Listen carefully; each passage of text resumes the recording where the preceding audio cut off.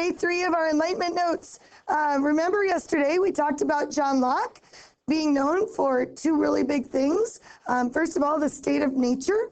Remember, he said that all people are equal. And why should they be treated equal is the question. Because why? We're all the same species. Remember the science, the table? We are all the same species. And remember, you guys, this is like 1600s that he's saying this. This is way before his time. We didn't give African Americans rights till 1865. Women, we didn't get the right to vote till 1929. So he was way, way ahead of his time. He also came up with the idea of tabula rasa, which means what? Blank slate theory, yep. Which said what? True? What's a blank slate theory? That like when you're born or as a baby, you're like a blank slate and then you go from there. Yep, that we are born with a blank slate. Therefore, all of us should be educated, because it's not fair for Zach and I both to start with a blank slate and fill up his slate with education and not allow me as a woman to get educated, right? Okay, so that's kind of why he said all should be educated as well. Okay, now he also addressed government a little bit. He wrote 2 treatises of government, and kind of interesting what he came up with. He had 2 main ideas in this writing. The first one is this. He said that our government's number 1 responsibility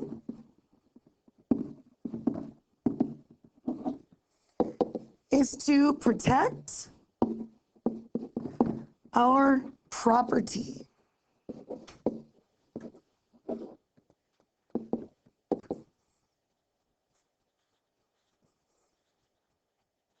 Government's number 1 responsibility is to protect our property. And you'll notice I want you to write property in quotes.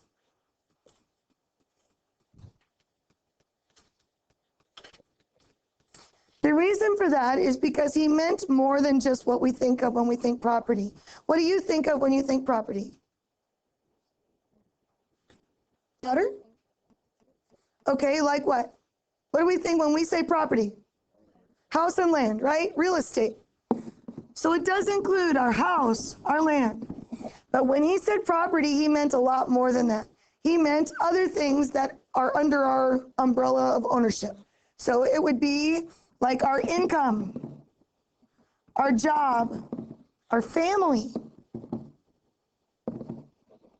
All of that would go under property. So think about what he said. Government's responsibility is to protect all of that. That's their number 1 job. And here's the second part. He said that if the government does not do this,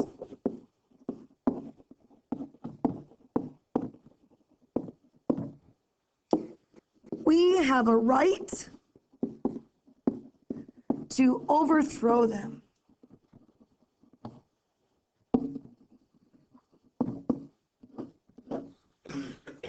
If the government does not protect our property, we have the right to overthrow them. Now, Locke came up with this a long time ago in a different country, but what's really neat is we applied it to our own government. When we started our government and our forefathers wrote our documents to start our nation, they actually put this stipulation in there. Did you know that in our government, it says that if our government does not protect our property, we have the right, we have the duty to overthrow our president? Kind of cool. Kind of cool. And we've actually discussed it a few times. I'll give you some examples. It's actually something that's been discussed recently. Back in the 1930s, we had the Great Depression. People didn't have jobs. They didn't have income. There was talk about overthrowing the government because they were not protecting our property. In the last 2 years, I have heard talk about this particular stipulation because of a particular law that Obama's trying to get through called the gun control law. People are saying it's our Second Amendment right to own a gun, right? And our rights are included under that property. Now, remember, if you haven't studied the gun control law, The government is not trying to take away all your guns, but they are trying to register all gun owners, stipulate what kinds of guns you have, right? Like, for example, a semi-automatic, not maybe necessary. That's kind of what they're saying. That we do background checks on everybody that owns a gun, and that we don't give guns to people who are mentally ill or who are criminals, okay? So it's brought up a lot of questions because our Second Amendment didn't say anything about, well, you could only give guns to these people and not these, you know? So a lot of people are saying, is that right? Kind of interesting. All right, our next guy is Jean-Jacques Rousseau, very French.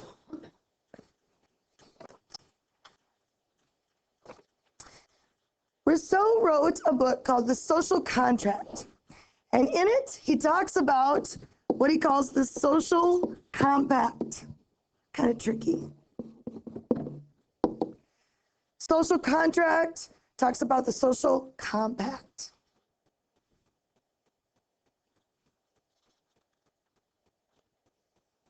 And that social compact says that all members of a community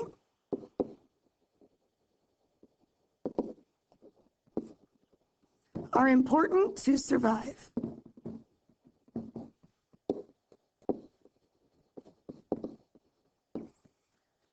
All members of the community are important to survive. So let's imagine that you guys in this room are all of the members of the town of Terpstraville, all right? And you each have a job to do in your town. So I'm going to tell you what your jobs are. All right, over here, you are a farmer. You're a grocery store owner. You are a teacher. You are a doctor. You are a policeman. You are a garbage collector. Yeah. All right, now I want you to think about this scenario. What's your job, Zach? Farmer. He's a farmer. If the farmer does not do his job, what happens to our community? Why do we die? So we starve. We have no food. All right? So he's given us food. Why do we need a grocery store owner to survive? To sell the food. Otherwise, if we don't have someone that organizes that, we all go and raid his fields, take whatever we want, and pretty soon we run out of food and we starve anyway, right? So he organizes the distribution of our food. How about, what's your job? I'm going to come back to you. I'll be right back. Ricky, what are you? Doctor. Doctor. How does the doctor help our community? Helps the sick, medicates people. If we don't have him, we all die of things like Ebola. You know? Yeah. We need him to help us heal and get better. Okay, what's your job? Police officer. How does the police officer help us survive as a community? Oh, arresting innocent. You wouldn't think that would happen, would it? We do have flaws in our system sometimes. We do. Sometimes. But how does a policeman help us as a community? Protects us. What if we didn't have law? They would raid the farmer, the grocery store. People would break in, rob other people, kill other people without any repercussions. Think of the Wild West as a good example of this. You know, in the Wild West, they asked a person like Wyatt Earp to come into the town of Dodge City and clean up the town. Now imagine, there's no policeman, no law when he got there. And the people that were there, I'm sorry people, but they were bad people. They were naughty because most of them were young boys. Now boys, I'm not being sexist, but here's the deal. Most of them were 18 to 25. Notice how guys tend to get a little rowdy in college age, you know what I mean? So they were a little bit rowdy, and they were more rowdy than normal because on the East Coast, if you were accused or arrested for a crime, they would give you an option. They would say, either you can go to jail or you can go out west. What do you think they chose? Go out west, of course. So a lot of the guys in Dodge City or out west were actually criminals. So imagine what was happening in that town. People were shooting, they were raping women, they were doing all crazy stuff. And then one guy, Wyatt Earp, comes in to clean the town up. Can you imagine? Spurs walking into town, right? and he says, no guns in town. Oh my gosh, you think it's bad right now with the gun control laws. Imagine trying to take a gun from a cowboy. He said, I'm not saying you can't have a gun, Ian. I'm just saying that you can't carry it in town. So they had a little place where you checked your gun in as you went into the bars, and then as you left, you could pick your gun up on the way out. And he cleaned up town. He only ended up killing one person the whole time he was there. But he was very intimidating. He got in their face and they listened. Without law, we would have chaos and we'd end up killing each other and doing crazy things. Yeah. All right. Okay, Noah, what's your job? You're the garbage man. Now, I know we laugh and we may think that that's not an important job. What happens if the garbage man doesn't do his job? What happens? There's garbage that builds up all over the town. And with that, what ends up happening? We get, the bugs get into it, disease starts to spread, and we all die. Think about it. Yeah, well, if it's so rampant, he's not going to be able to keep up, that poor doctor. So thank goodness we have the garbage collector. He is important for our survival. Now let's go back to our teacher. I always like to use the teacher last. Because, the teacher's not a doctor or something like that. So why is a teacher important for our survival? Amber?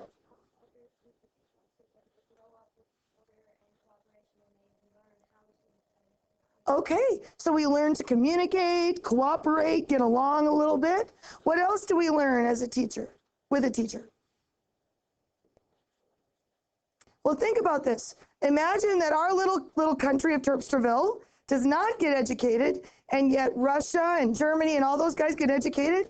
Now they get ahead of us in the sciences, in weaponry, right? We go to war and we get slaughtered because we don't have those brilliant minds that were educated when they were 7 and 8 years old.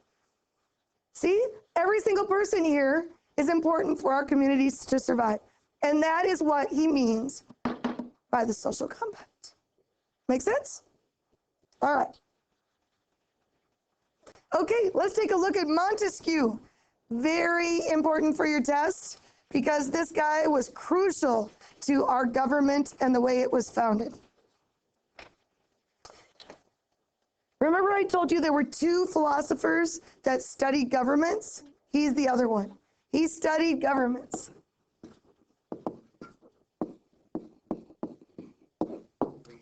And he looked at those governments and figured out what he thought worked best and what didn't, okay? And he found that there were 2 things that made a government successful. He wrote that in the spirit of the laws, okay? Here's the first thing that he found. He found that governments that had a separation of powers were the best. They succeeded more. And he labeled those 3 parts of the government in that separation of powers. One of them was called the executive branch. One of them was called the legislative branch. And the third one we would call judicial. In his case, he labeled it a little differently. He called it executive as referring to law, which means judicial. He just labeled it a little differently. That those governments had 3 branches that separated the power out so that one branch didn't have all the power. Now, I know you guys haven't had government yet. You don't take that till you're seniors. So let's kind of review. Executive branch. Who's in our executive branch? The president. That's our president. Who's in our legislative branch? Come on, speak up. It's okay. Congress, yes. Our legislature is our Congress, and we split into 2 parts, right? In our Congress, we have the House of Reps, and then we also have our Senate, right? Those are all the people that we elect from our states, right, to go and represent us as people, okay? What is our judicial branch? Yep, the Supreme Court. Now, this is on a national level, but understand that each of our states has this in mini form. So like in South Dakota, we have a governor of South Dakota, executive, for example. We have a Congress that's a South Dakota Congress that represents people. That's what we elected yesterday in the election, okay? And then we also have a South Dakota Supreme Court.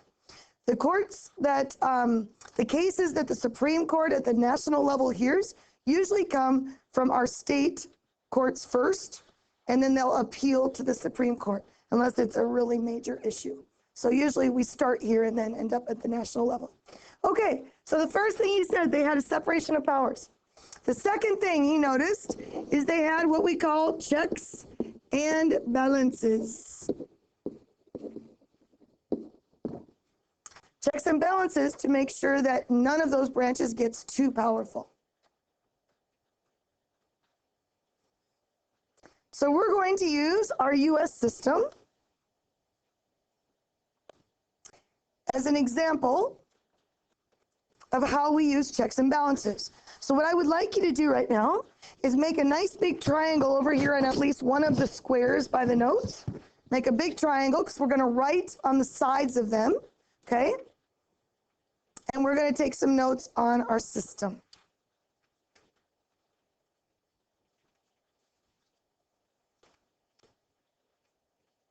And be ready to share if you know these answers as we get going, okay? All right, at the top of our triangle, we have the executive branch, which is who again? President.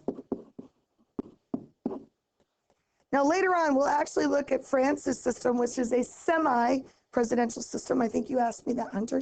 It's called a semi-presidential system, which is a little bit different. They have 2 people in the executive department, but we'll get to that later on. So here we have a president. Legislative is our Congress, thank you. Our judicial is our Supreme Court. Just to review. All right. Now we want to make sure that one of those branches does not get too powerful. World War II, Hitler is a great example of that. They didn't have the right checks and balances to keep him in check, and he eventually killed off basically his representatives. Courts were controlled by him, so we're trying to prevent stuff like that. All right, so first of all, tell me, how does Congress control the president? Any ideas?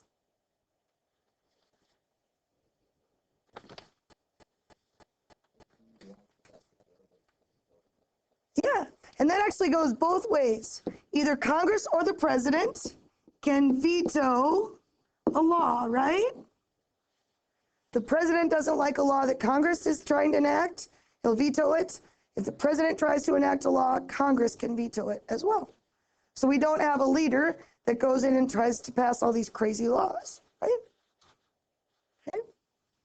Does anybody know who is the highest ranking military officer? It is the president. What's his title? Commander-in-Chief. So the president is Commander-in-Chief. So he can make a lot of decisions for our military because he is the highest ranking officer there. However, can you tell me in this group who can declare law? Or who can declare war, excuse me? Congress. The president cannot declare war. Congress declares war.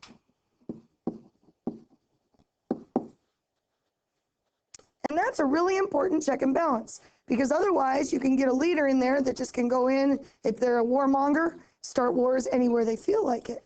But instead, it respects the views of the people and whether we want to go in or not. I'll give you a really good example of how that was abused. We've changed our law because our checks and balances weren't right. In Vietnam, we decided we wanted to send some soldiers over. The president couldn't get Congress to support him. So he basically sent over what he called a police action to kind of help out. And the president can do that. They can send over soldiers to kind of help out. Yes, and all of a sudden supplies were sent and we were fighting and they were combat troops, right? and it wasn't a war. Congress had not declared it a war, so we kept calling it a police action. 20 years later, we're still in Vietnam. But they learned from Vietnam because they realized that the president had found a loophole in our checks and balances. So after Vietnam, they passed a law that said, I think it's, the president can only send troops over for a police action for, I think it's a month. I think that's the limit. And after that, Congress has to approve it or they come home, because they found a way that he was kind of getting around the rules. So, kind of cool. What's that? Yeah. So it's kind of interesting when you watch it, the history, and you'll see that we've adjusted a few things here and there. Okay? Who can get rid of the president? Us. Yeah, our Congress, our elected representatives can impeach the president. And that comes from the will of the people. Our representatives that come from South Dakota, New York, California, right? We can impeach the president. All right, now let's take a look at how our president and our courts balance each other out. Do you know who picks our Supreme Court justices? The president does.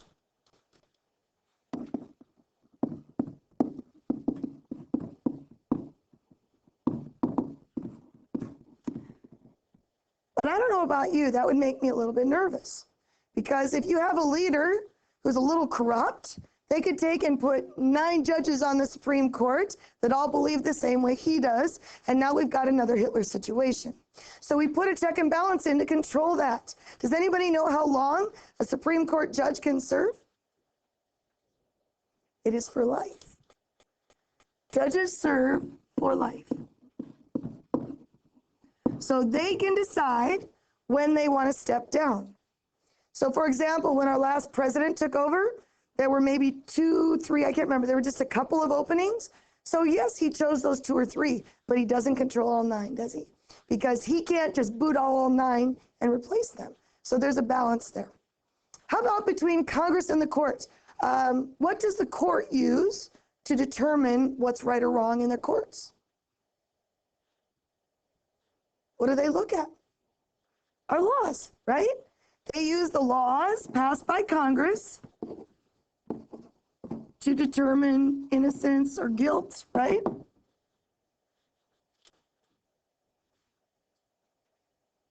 For example, 1950s and 60s, they said that all schools will be integrated and blacks and whites will go to school together, okay? We passed that law, okay? However, there were some people fighting it, so then the military had to get involved, the president had to get involved. Okay, and that was a state issue. Can the court disagree with a law? Anybody know? Yep, they can declare a law unconstitutional.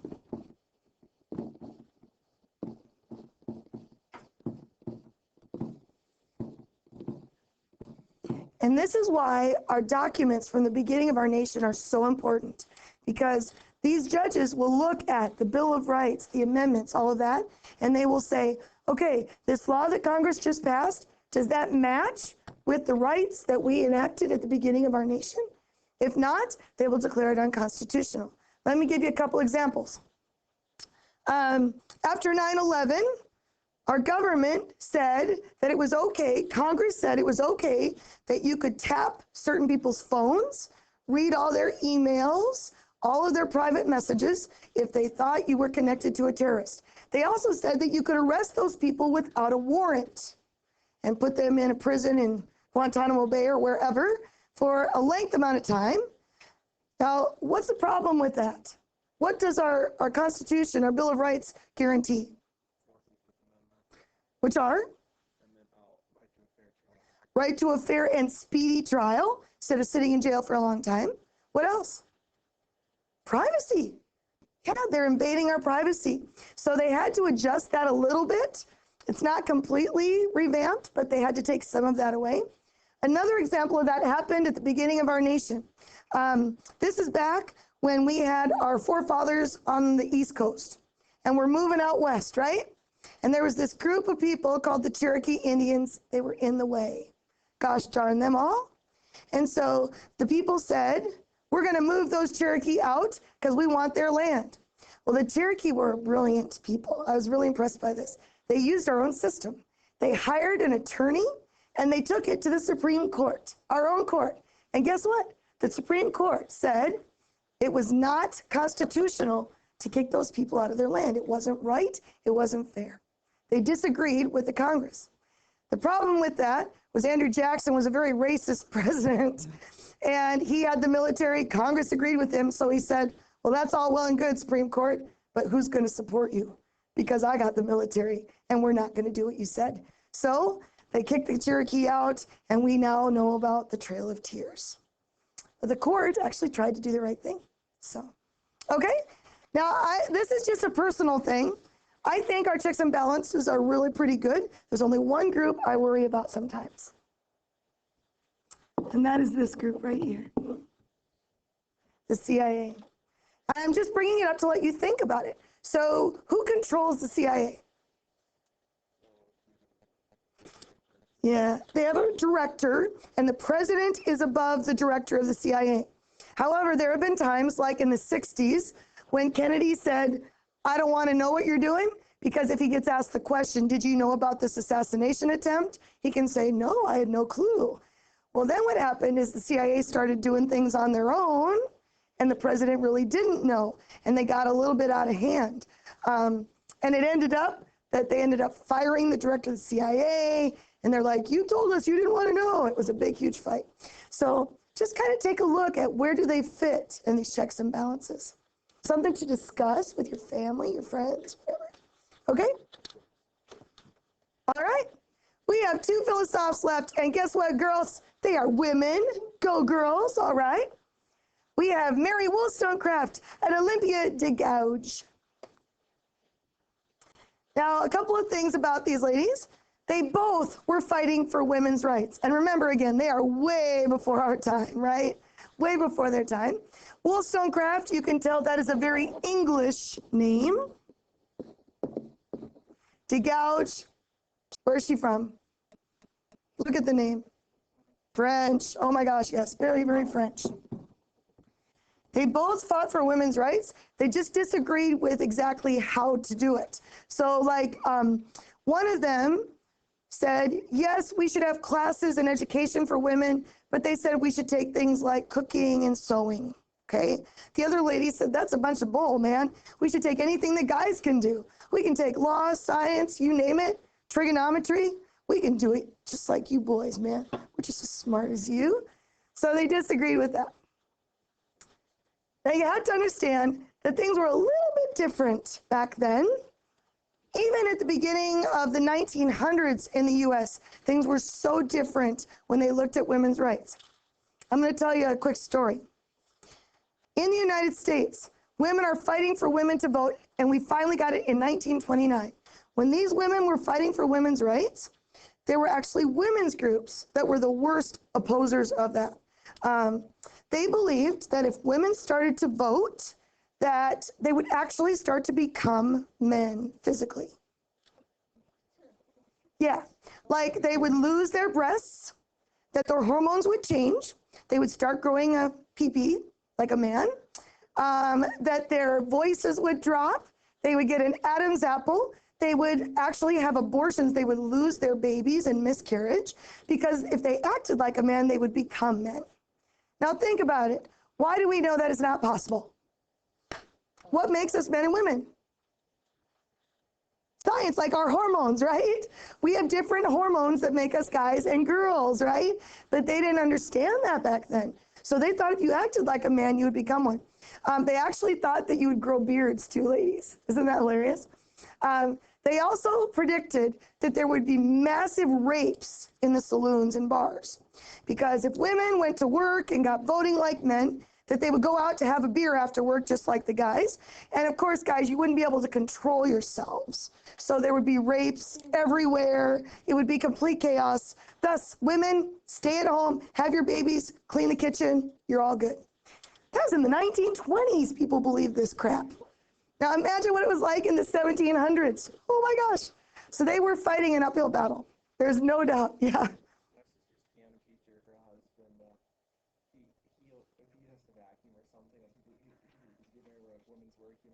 Yeah. Like he threw us back and he like closed the drapes and he was like, You're kidding me. You didn't want public to see him vacuuming? he was like ashamed. Oh my gosh. Stop this. He comes over and he sits right back down. Oh my goodness sakes. I can't believe it. Now, get me straight here. I'm not saying that there's anything wrong with women staying home and having babies. If that's your choice, that is awesome. I think it's the hardest job in the world. But the difference is we have the choice, right, ladies? To stay home or work outside the home. That's our choice. They didn't have a choice back then. All right, so let's see what these ladies were all about. Mary Wollstonecraft wrote A Vindication of the Rights of Women. And here's kind of what she believed. She believed that women should be educated and they should start taking classes, but they were basically job skills. Like we said, sewing, cooking, but that we could get outside the home and do some of those things. Yeah, she did. Well, and remember, it was a first step. It really was. She actually had an interesting background because she's English, but she was visiting France. So she was in France during the French Revolution.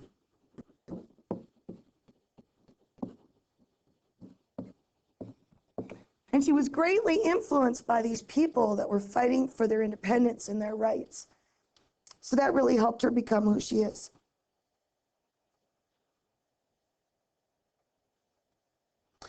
She basically, in this writing, said that we should be educated and that basically women were capable of being as brilliant as men.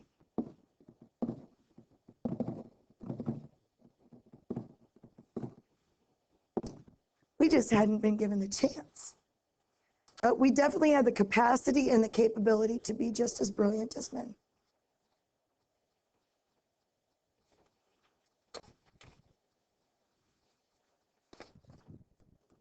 Now, of course, the response to Wollstonecraft was that if women did this, they would lose their, here, let me write the word, they would lose their innocence.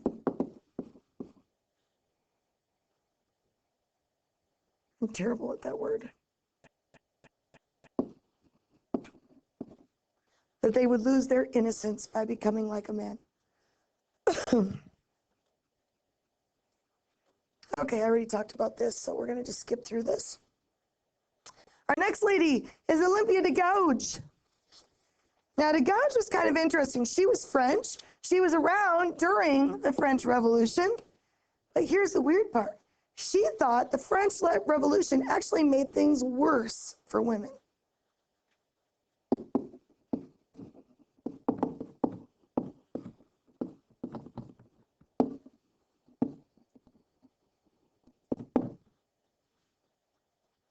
Because the French Revolution gave basically everybody the right to vote. Men, African Americans, any race, right? However, the only group they didn't allow was women. So now she said it basically makes us stand out as the losers of the group. We're the only ones that don't get to vote or have a say in France. And this is what she said. I love this. She says, oh women, when will you cease to be blind? When will you wake up? What advantage have you received from our revolution? A more pronounced scorn, a more marked disdain. So we've got that big old red letter on our chest, don't we? Okay. Now, what I love about this lady, she's kind of snide. I don't know if any of you get like that with your boyfriends, girls, but she wrote this, okay? After the French Revolution, the government, the guys, wrote the Declaration of the Rights of Man.